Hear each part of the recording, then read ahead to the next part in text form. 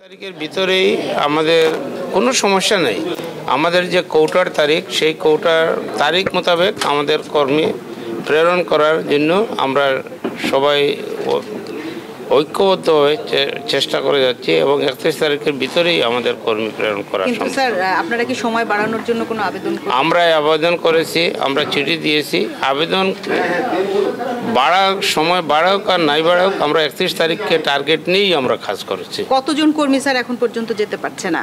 মানে যেতে পারছে না, আটকেও আসছে না। যারা যে কোটার মধ্যে যতজন বাকি আছে সবার প্রসেস চলছে। সবাইকে ধন্যবাদ।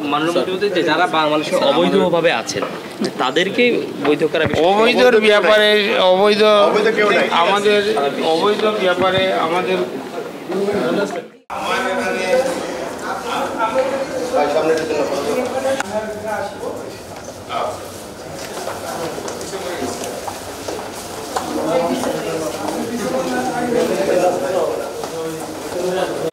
আপনি কি বৈধভাবে কর্মী হিসেবে বিদেশে যেতে চান?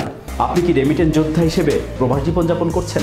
আপনার জন্য প্রয়োজনীয় এবং জরুরি সকল তথ্য হাতের মুঠোয় পাচ্ছেন প্রবাস তথ্য কেন্দ্রে।